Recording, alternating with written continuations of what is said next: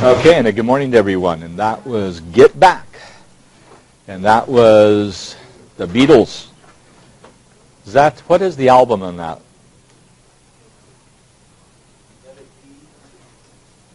Let It Be Naked. Okay, Beatles from long back. And we have a wet, stormy, blustery, rainy day for stage 3 of the Amgen tour coming through. So they've got about an hour before they start out of San Jose. In fact, they'll start 10 minutes early. So for your information, they have changed what's happening in Modesto. They will only make one pass. So if you're going to watch, it's coming right by College Avenue.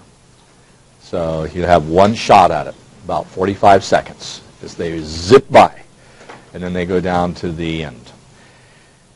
We have 3-6 in terms of the book that needs to be discussed. There were questions about some of those problems in terms of factoring. I'd like to talk about that.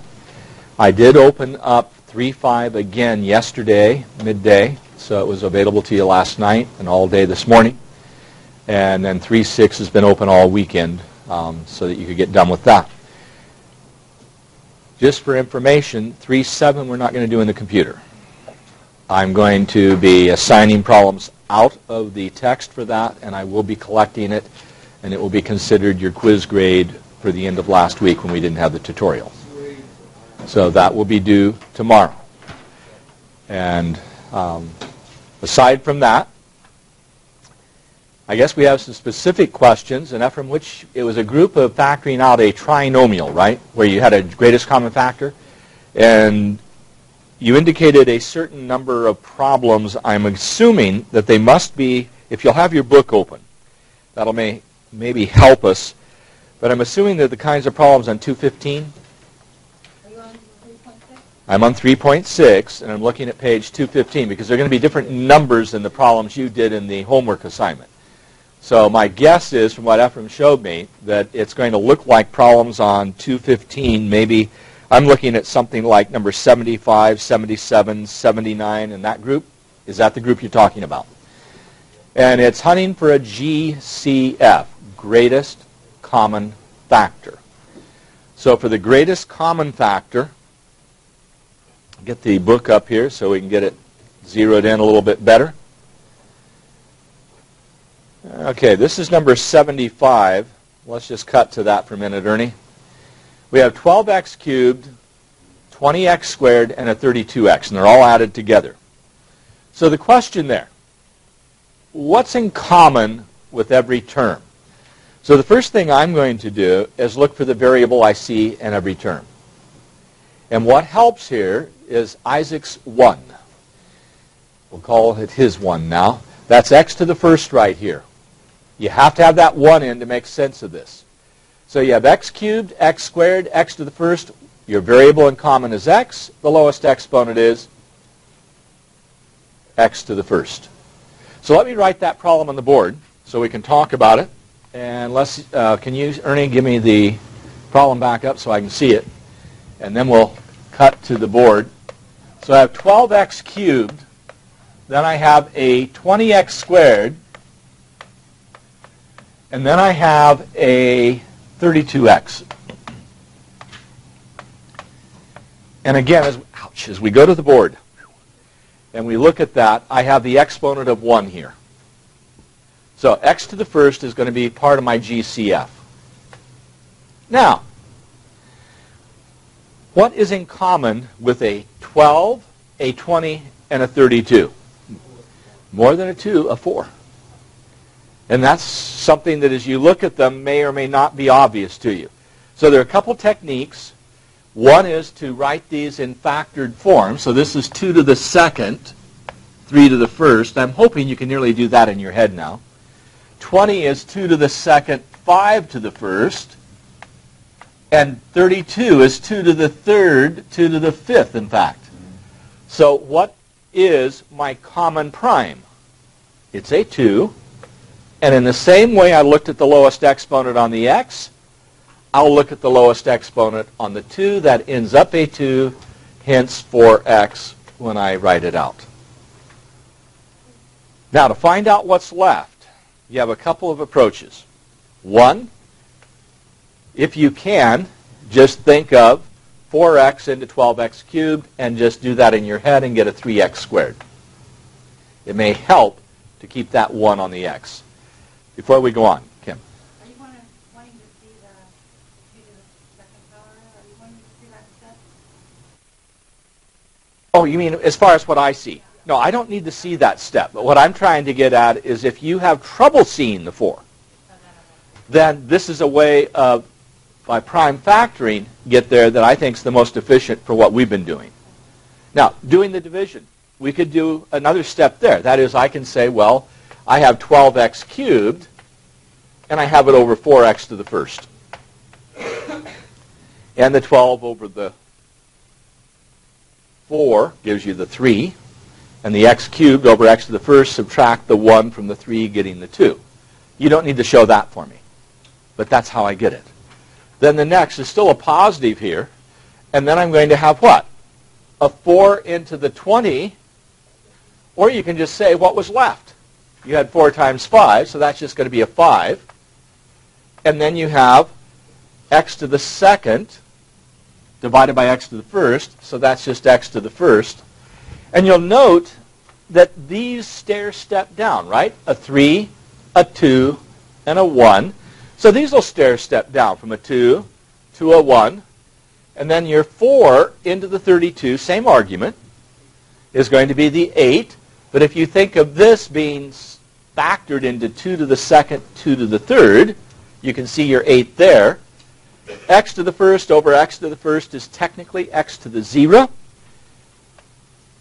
I would just leave it that way, but if you want, you can say 8x to the 0.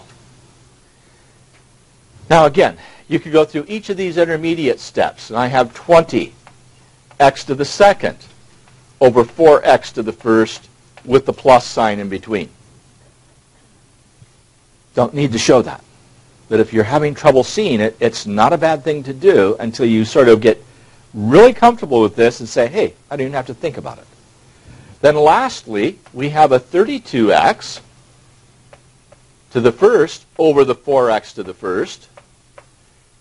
And since you're going to subtract these exponents here, 1 minus 1, that gives you x to the 0. That's just a 1, and 4 into 32 goes 8. You can see it that way. Does that answer Ephraim for you? And each one's a different wrinkle. But the key is first note the common variable in every term. The variable is a factor, so common factor. And it's interesting, the greatest common factor has to be found by taking the smallest exponent. So when I looked at the 1, the 2, and the 3 for exponents, the greatest common factor is that smallest exponent. Do you have any questions, Ephraim, you want to ask on that one? Right here? Yeah, and do them. Eventually, I think you'll get to the point where you don't have to do these. But if you aren't there yet, then it's the best thing to do. And if you do enough problems, eventually that'll get very comfortable. I think so many times in this process, how it's learning to drive a car. You get into the car, and you've got so many things you have to remember to do. Look in the rearview mirror. Turn around, look behind you before you pull out. Turn the signal on. Then you've got to take off the brake, and then you've got to accelerate, and then you've got to make sure what gear you're in. And it seems like, my God, I'll never learn to do this. And the first time out, whoever's with you probably thinks the same thing. You'll never do this. But eventually, it gets comfortable enough. The difference is you will sit in a car going through the gear shift patterns on a stick shift and going through all these things because you want to drive so badly. And you do it to where you don't even think about it. Trying to get you that obsessive about algebra is difficult. That you'll just sit and stare at these problems doing 100 of them so it gets very routine. But you'll do that with a car. Okay? And eventually it does get second nature, and that's what the hope is here. So this is where you're shifting through those gears, one after the other, trying to just get to the point where it's routine. And then at some point you'll just go to here and you'll get it. Dion, a question? Yes. The number that you have that's common to all of them is 4, right? Is it the lowest one or the Now, the 4 that was in common, it's the largest that is common to all these factors. Because this is 4 times 3, this is 4 times 5, and this is 4 times 8. But the 4 is the only number that's in common to all of them. Now, what I did was factor it. These are prime factors. 12 is 2 squared, 3 to the first. 2 times 2 times 3. 20 is 4 times 5, which is 2 to the second, 5 to the first. 32 is 2 to the fifth. Now play the same game you played with the x's. Here you had an x in every term. Okay, here you have a 2 in every term. You looked for the lowest exponent. It was a 1. Lowest exponent. It's a 2. Hence, 2 to the second, x to the first.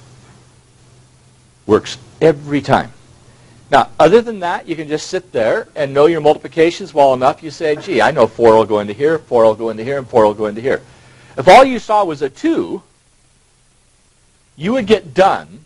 If you saw a 2, let's go back to that, Ephraim, that you see a 2x, then what would you have left? Well, you'd have a 6x to the second, correct? You'd have a 10x, and you'd have a 16. And what do you note? Every one of these can be divided by what again? A 2. So did you have the largest, the greatest common factor? No. So try again.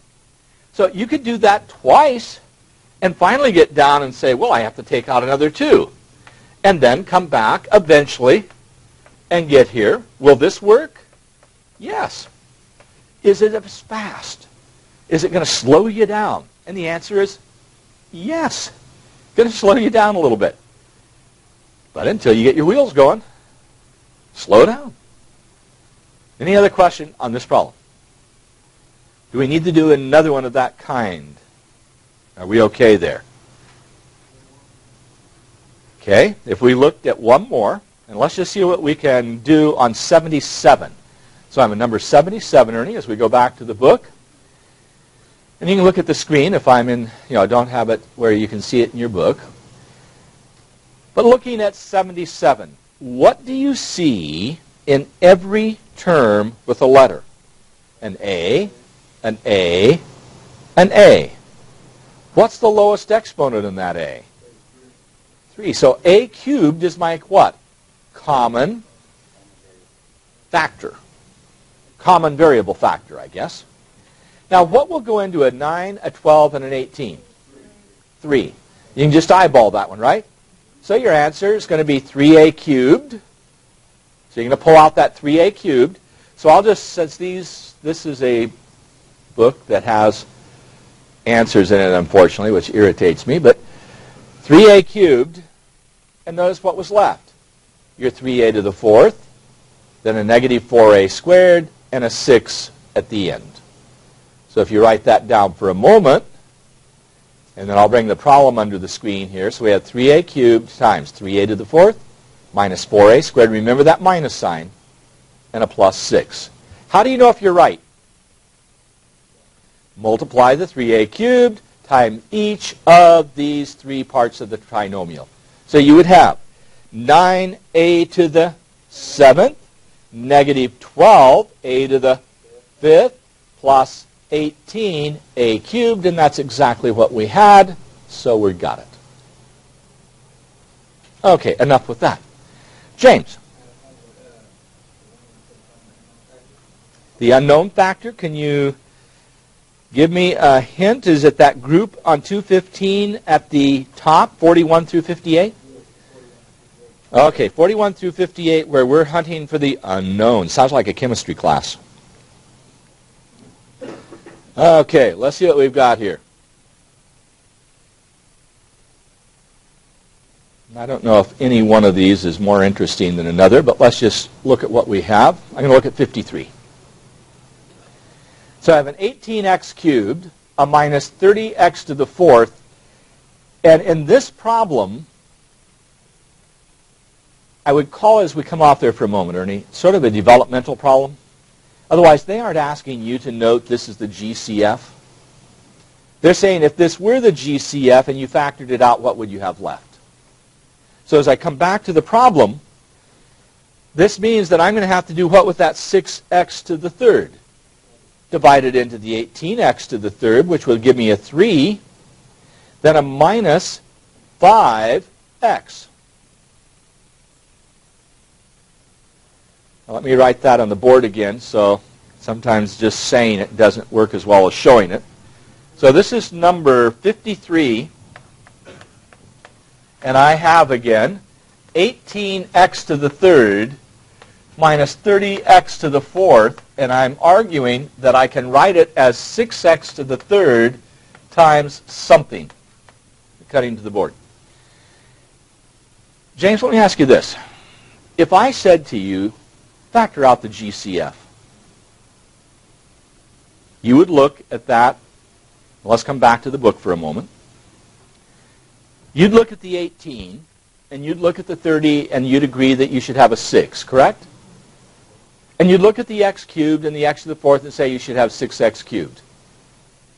So if you did that, and coming back to the board, let's slide over here for a moment, Ernie.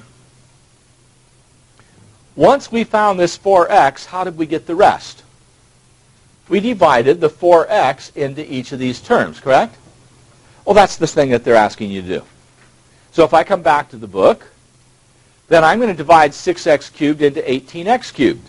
Coming back to the board, if I want that intermediate step, I'd say I have 18x to the third over 6x to the third, and I'm going to see that just as a 3. So in a sense, this is supposed to be easier than the problem we just did. But sometimes, the easier problems are harder. Okay, the easier they come, the harder you fall kind of thing. So we argue this should just be a 3. Then I'm going to have a minus sign. I'll put my 30x to the fourth over the 6x to the third. And you see the 5. So negative 5, and then a x to the fourth over x to the third, just going to be x or x to the first, if you would like. So in a way, they're trying to help you. The author is setting that up. Now that's one style. Now let me come back to the center here for a moment. And let's see if there was another one that's a little bit different, because I would have written some of these a little more in keeping with show you the right side and leave the left side out. And I don't see something there like I would like, so let me show you the kind of problem I would like to see. Let's say I gave you, this is my problem now. This is my math lab, my math problem. Non-computerized. In terms of my math problem, I might give you something like this, question mark. And then I would have 2x to the third minus 5 equals, let's say, 6x to the fifth minus 15x squared.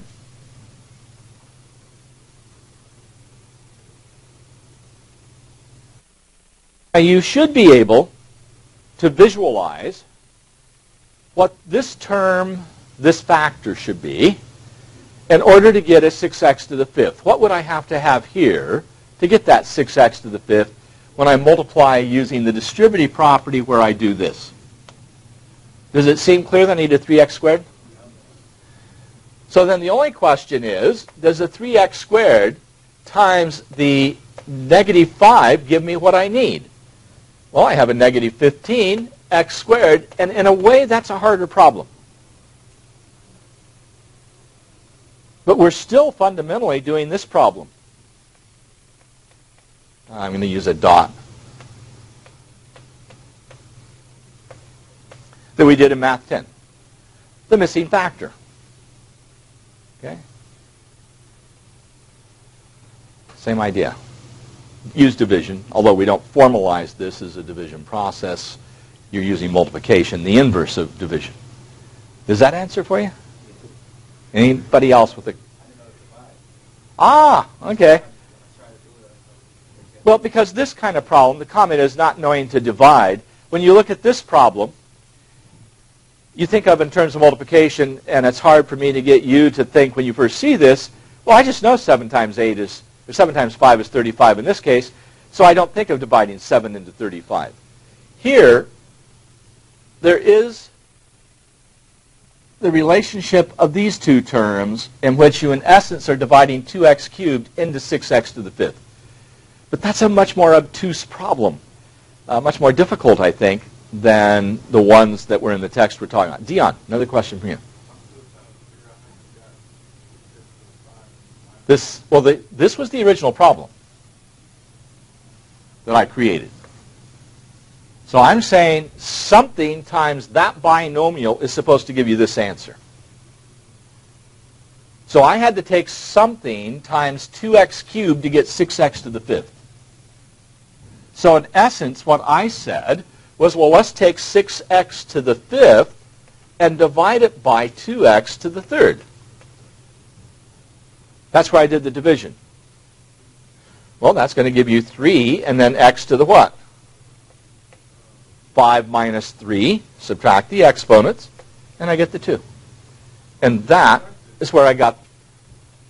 I'm noting that x to the 5th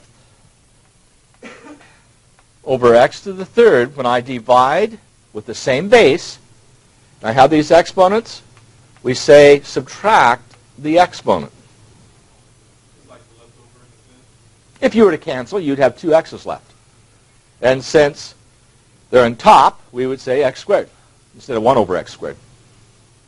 So that's what would be left if I cancel. It's just a shortcut so I don't cross out 3 x's and have 2 left, which would be your x squared. So it's a leftover, which right now doesn't sound too bad before lunch. Okay, leftovers. Any other question on this one? Any other questions in this set of problems?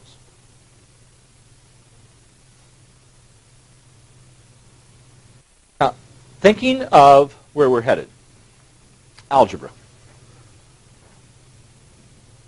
How important this section? Scale 1 to 10. 8. 10. You were hoping for 8. Maybe 10 plus.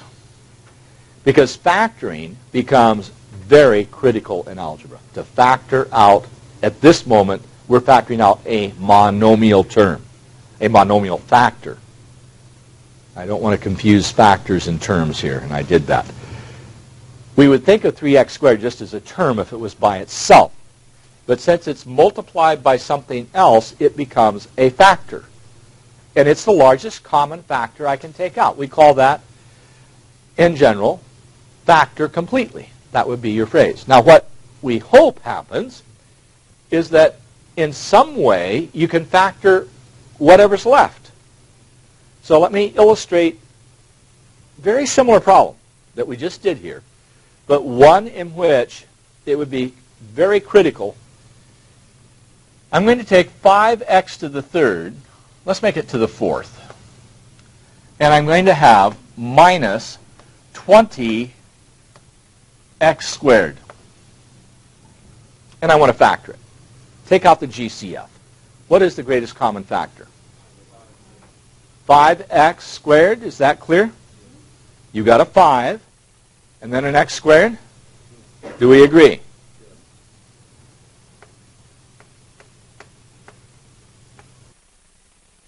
Now what am I going to have? X to the 2nd and minus 4. Do you agree?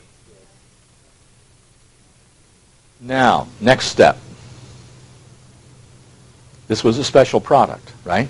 How did you get this special product? This is technically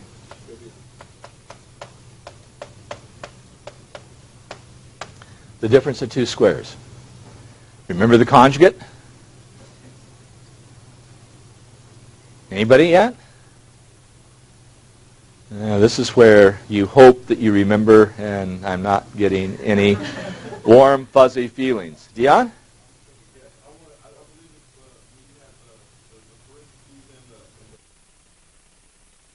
Okay, I'm with you. Now what?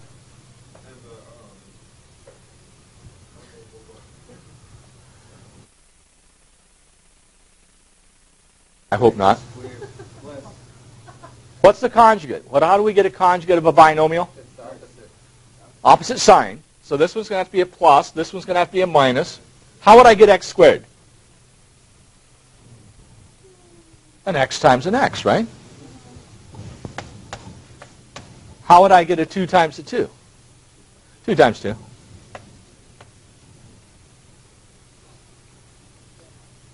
Remember our shortcut? If you had a binomial and its conjugate, the answer was just the square, the difference of the two squares. Hence, x squared minus 4. This is called completely factoring. You cannot get to this step to see the conjugate, otherwise a binomial with its conjugate is a product. You cannot get there without factoring out the 5x squared first. That's where we're headed. And you may be asking, why would I want to do this? Well, because the original problem was something like this. I had an equation, not an expression. And if I look at this equation, and I can write it the way I have it here, then I'm saying that 5x to the second times x plus 2 times x minus 2 would have to be equal to 0. Can you tell me, just looking at that, what values of x will make this product 0? Try to get over here so you can see it better. I need to have you move a little bit one way or the other, Ernie, so I have some space. So if you can get this over to this side. Okay? Now, what would make this product 0? Well, if x was 2, that would be a 0. If x is minus 2, that factor would be 0. If x was 0, the product would be 0. So there are 3 answers to this. X equals 0, or x equals 2, or x equals minus 2. And you've just solved, I'm going to walk off camera. You've just solved an equation using factoring, using what you did in section 3.6 and section, I think, 3.4. How important is that? Again, 10 plus. Know it like the back of your hand. Okay, practice it. Now, that last part where I solved, that's ahead of the game. That's a few sections down the line. But for right now, that's why we did it. Otherwise, why did we factor a composite into a product of primes? What was our argument? Why did we go through that pain?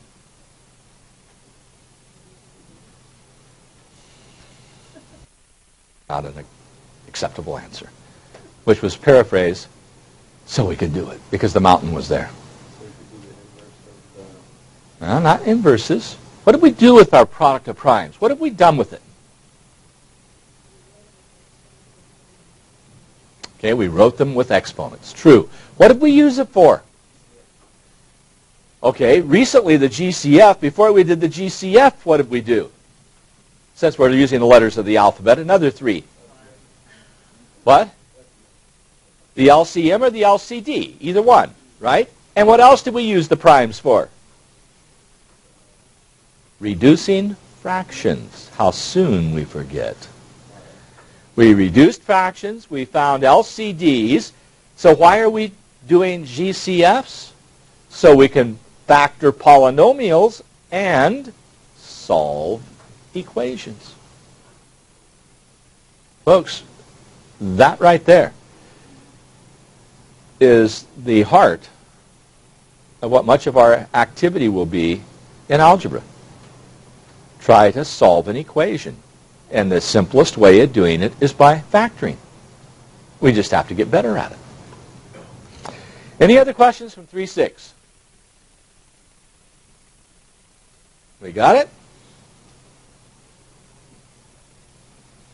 Okay, I don't have a good feeling about this yet. Looking at your expressions, it's sort of, yes. I got it all locked down. You got it locked down now. Okay. Well, then we move on. That infamous phrase that should bring some concerns. Moving on, yes. Oh, yes. Yes, yes, yes. I see something that I just keyed on that I like. Time to mess with your heads. Yeah, I was going to say that usually means pain for us. Oh, you're right. Dion says it usually means pain for us when I get that excited about something. There's a diagram of a box here for surface area. I'm on page 218. See if I can get that up just a little bit higher, Ernie. There we go. Page 218. Wrong button, Ernie. There we go. Nope, still the wrong button. I want the box. There we go. We've got a box. And we cut up the box. Have you ever tried to cut up boxes to put them in the garbage? Have you ever thought of cutting up a box this way? Didn't think you had. I'm getting a lot of no's. That's a neat way to cut up a box. Ah, yes. Now, leaving that there for just a moment, let's see if I can get something here. Okay, it's probably going to take forever for that to come on. The point here is surface area. And we've talked about volume before, correct? We talked about a box. What was the volume of a box coming off there? L times W times H, the length times the width times the height, right? That's the volume inside. But if you had to paint the box, you would want the surface area. So if I look at this box and come back to the diagram here, I have the front, the left side, the back, the right side, the bottom, and the top, just thinking of this box. And then you could just find the area for each rectangle, correct? So you have decomposed, not you, but the box. You have decomposed it into a total of how many rectangles? 6. And you're supposed to do what? Find the area for each one and then add them all together. So if you look at what's done down here, this is sort of cute. Now, I'm not sure you consider such things cute, but we have length times, well, this is the LW, LW, LH, LH, WH, and WH, and you can simplify this to what? 2LW plus 2LH plus 2WH, which finally you can write out your common factor. And I remind you of this formula. What was the formula for the perimeter of rectangles we go to the board? Okay, we said you could have 2 times length plus width, or you could write it as 2L plus 2W, and now does it make sense why we do that? Or you could say L plus L plus W, and work backwards to this. So another form of that would be L plus W plus L plus W, and then you just work your way back to that. I just ask you to memorize it. Now you could do it. Back to the book. If I look at the book, this is just a similar formula for the surface area. And I think that's neat. I like that. Now, come back center, Ernie. What I'm going to do is show you that sometimes that is a neat idea. And this just dawned on me. I had not made this connection before, but now I am. Okay, I'm on the website for Math 10 as we go to the computer. And things you're familiar with, Fibonacci numbers, right? We looked at the Fibonacci problem from the comic strip. And the golden mean, remember that? That was the golden ratio we talked about. The Googles and Googleplexes.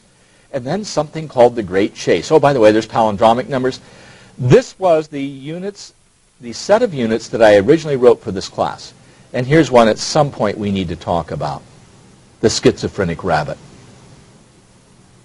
But not wanting to talk about the schizophrenic rabbit, well, let's talk about the Great Chase. There's a classic problem, as we come off there, where you have a spider and a fly. And the spider's in one part of the room, the fly's in the other part of the room. And the spider's supposed to catch the fly if the spider is given enough time.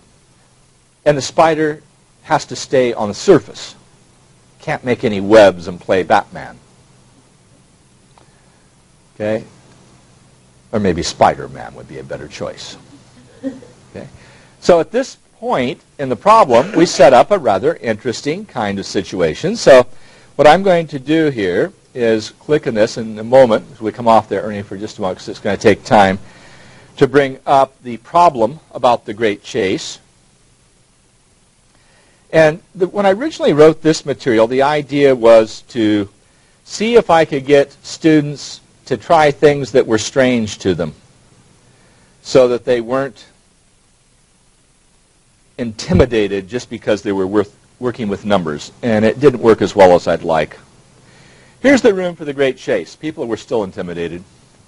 But here's the Great Chase. Here's a long room, and you can see where the spider is. Now, this actually can be cut out. It's 8 inches long, 1 inch on each of the end points. There's where the fly is. Okay, so you see where the fly is, and you see where the spider is. Now, the question, as we come off there for a moment, Ernie,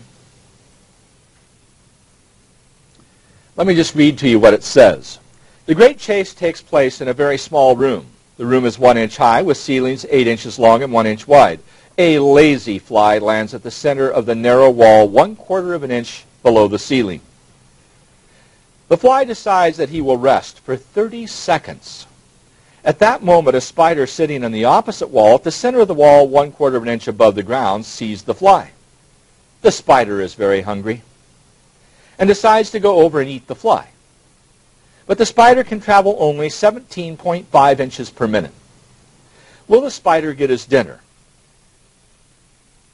That's the question. And so the solution to this problem is rather fascinating, because what it requires that you do is try cutting up the room in different ways. Now, unfortunately, with the way I've got this, I'm only going to be able to show you a scrolled version. But you get a sense, here's where we start. So it's very similar to the diagram that you have in your text.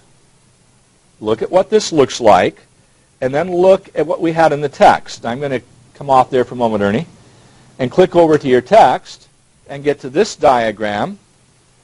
Let me flatten it out. Look what I have here, coming off that. And then, as I come back to here, let's scroll down.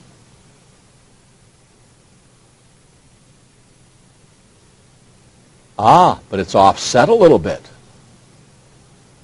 But when I fold all this together, I'll still get the same room. Now, this is distorting it because of the way this is done on the camera with what I've got here. But the point being, I don't know if I can zoom that out, if that'll help. Yes, a little bit. Because as I zoom out, it doesn't look quite as distorted. Do you note something else in this problem? Do you see the triangle? Yep. And what can you do with that right triangle? Name me the theorem. Pythagorean. Here's another version of the same decomposition.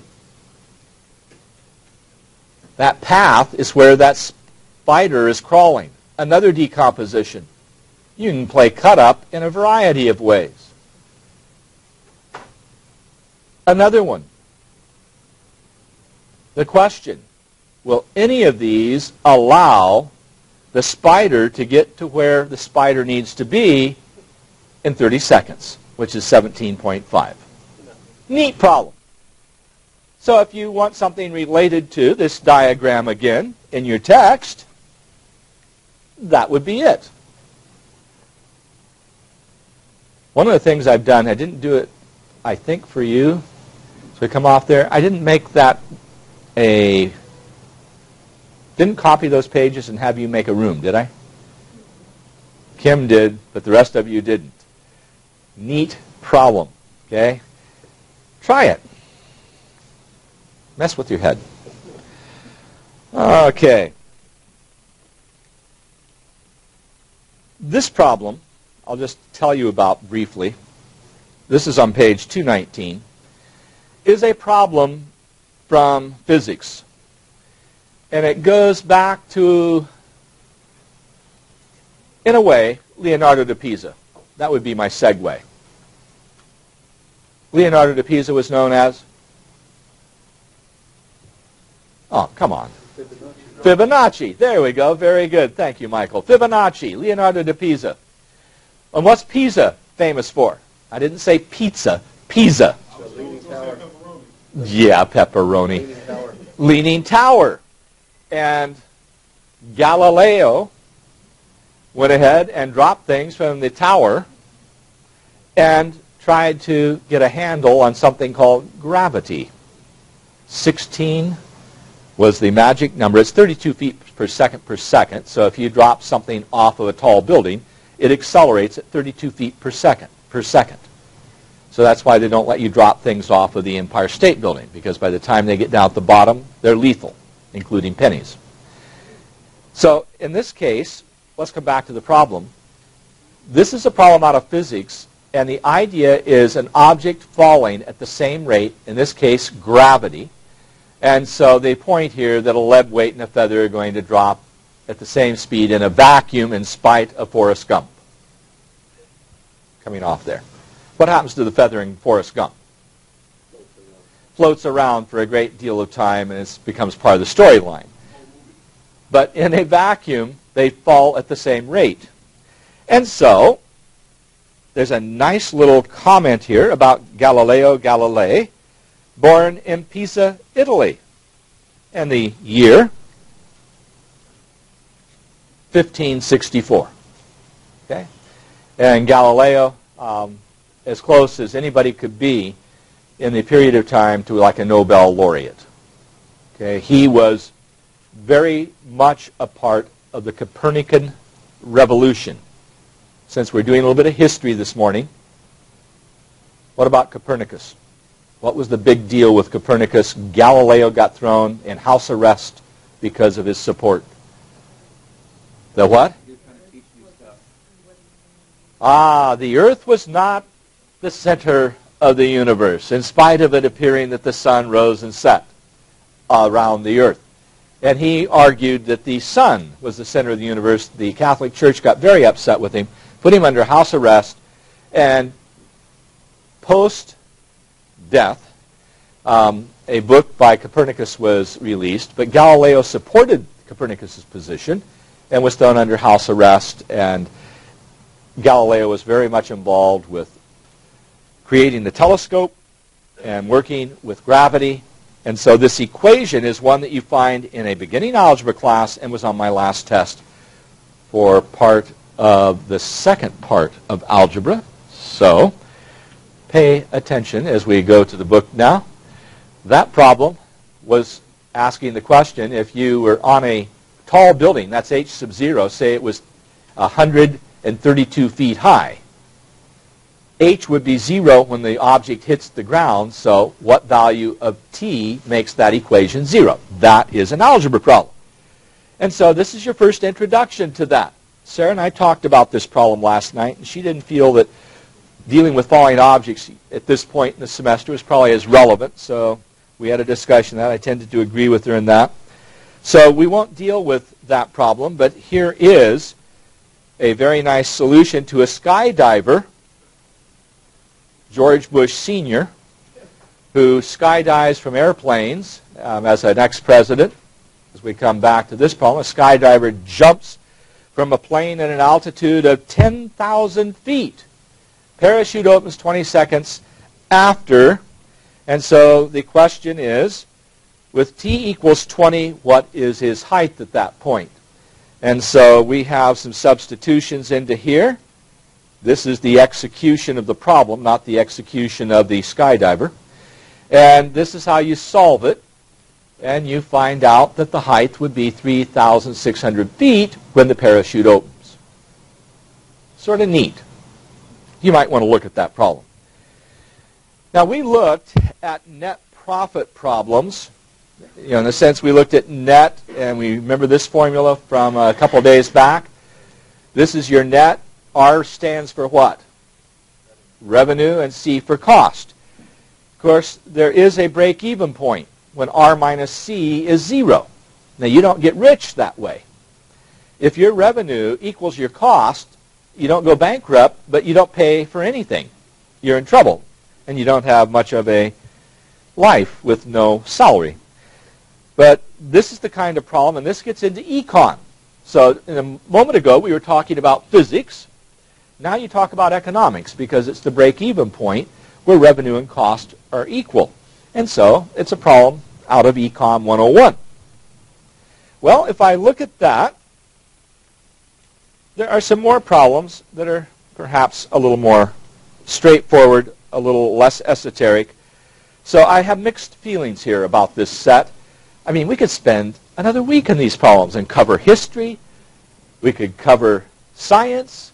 We could cover economics, all in the pre-algebra. Well, math is wonderful. That's what's so wonderful about math, Isaac. That was a rather, shall we say, insincere question. Well, Sarah and I had a discussion about what we're going to do, and I mentioned to you that on the basis of that, I'm not going to do the computerized set because it doesn't focus on the problems I'd like to focus on after that discussion. So we're going to start by looking at problem number 8 on page 222. Name that shape, please.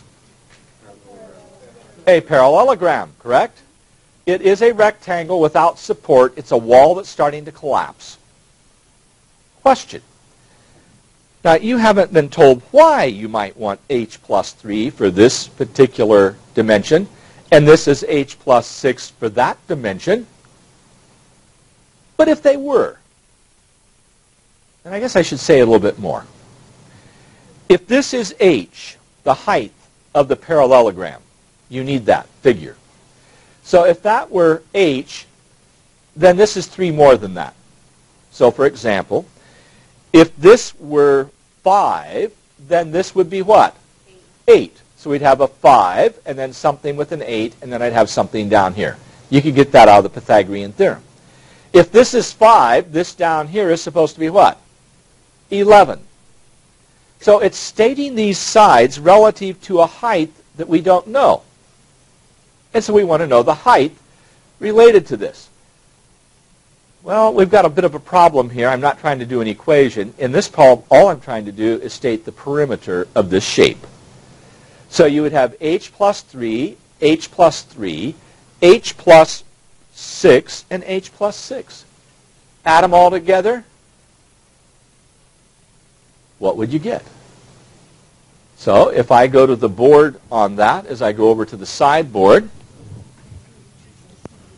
okay, so I'm just going to perimeter, and this is like the problem we just did in the front board, but I have the perimeter. It's going to be h plus 3. Then you go to the next side, which is h plus 6. Go to the next side, another h plus 3. Go to the next side, and h plus 6. That's like L plus W plus L plus W. Okay, simplify it. How many h's do you have? 4. Add the 3, the 6, the 3, and the 6, and you get 18. You're done. So P equals 4h plus 18. Yep, the perimeter is 4h plus 18. That's it. So like one number 8 is 2h. Well, hold it. Just saying that this is the perimeter without saying any more. Now, you could factor out a GCF, and what would you have? A 2, 2h. I haven't heard a correct answer yet. Thank you. Plus 9. Not times 9. Let's leave that there. Good grief, Robert. Times 9. Okay, and then the next one I wanted to look at was, in my list, 18. Now this one, you're supposed to come up with an area in simplest form. Now that you're supposed to recognize as a rectangle. So what is the area for a rectangle? Formula? Length times width, correct? So this was number 8 up here that I just did. And number 18, as I go to the side, the area. Notice how things keep coming back to Math 10? That's why Math 10 is such a good idea when you're going to do a pre-algebra. Length times width, back to the diagram. So the length is what? K plus 3. And the width is K minus, I started to write an X, K minus 2. There's your area. But it's not been multiplied. So what would you get? Foiling it. K to the second. 3K minus 2K. 1K, or just K, minus. Done. Now the question, leaving that on the screen for a moment longer, why would you want to do things like K plus 3 and K minus 2? Why not just tell you what it's equal to?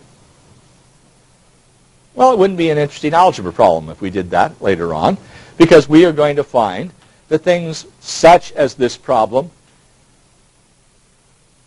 can have a practical application. It's not clear at the moment why you do that, but nonetheless, it is. Okay, the next problem I want to look at is number, just a moment, need to see where I am. Okay, 22. It's the same box you had, correct? But now you want the volume. So what's your formula for the volume? Length times width times height. Let's leave that on the screen, please, Ernie. So this is number 22. So volume is LWH, length times width times height, and I'm going to substitute. So the length, that's a tough one. Whether you call it m or m minus 2, m minus 2 has to be shorter than m. So I'll take the length is m, the width is m minus 2, and the height was 3m. Going to the board. But we don't want to leave it that way. We want to do what? 3m times m is called 3m squared times m minus 2. Now that's not bad leaving it that way, but if you carry it out with the distributive property, 3m to the third minus 6m squared, and you're done. Now I haven't told you again why we want to do that in that particular form, but right now we're just having fun. Coming off there, the next problem. I'd like to go to, let's see, number 36. Okay, let's make sure I've got this the way I want. Number 36. We'll just say Dion instead of Devon. Dion paints portraits in 3 sizes, small, medium, and large. He receives $50 for small, $75 for medium, and $100 for a large one. It costs him $22 for each small, $33 for each medium, and $47 for each large. Write a polynomial that describes the revenue, and then write a polynomial that defines the cost. So what I'm going to do, let's come off there for a moment, Ernie. Going to come down to where you can read this because we're using S, M, and L. So $50 for the small, 50S, plus 75M, the number of mediums, plus 100L, L for large. That's his polynomial. Then his cost is this function. I use the word function loosely there. I haven't defined it. It's a polynomial. It's an equation in this case. And then you can do what? His net. So you're going to subtract the cost from what? The revenue. And in this problem, when you do that, okay, so why don't you write this down for me, this expression. Oh, let's come off there, Ernie. The camera collapsed on me when I was trying to get it. There we go. Let's come back now, and I'll try to focus that a little bit better. There we go. So your revenue R, 50S plus 75M plus 100L. You got it? Okay, let me go to the cost. 22S plus 33M plus 47L. You got that written down? Finish it. 22S, 33M, 47L. Then your revenue, one more time. 50S plus 75M plus 100L. Now, what is your net? The difference of those. Will you subtract one below the other and see what you get? I want to know the net, R minus C. So you're going to subtract the cost from the revenue. Coming off there, Ernie. Subtract the cost from the revenue. Give you another 30 seconds.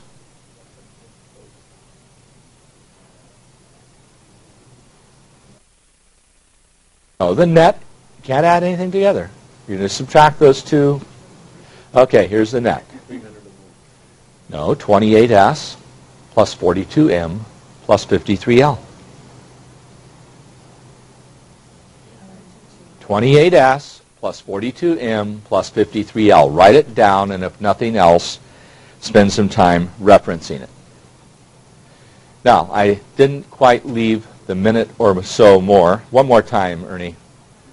28S, a 42M, and a 53L. That's your net. Okay. Your homework for this set as we come off there, I'll read it to you in terms of the problems. Number 5, 7, 9, 17, 21, and 35. One more time. 5, 7, 9, 17, 21, 35.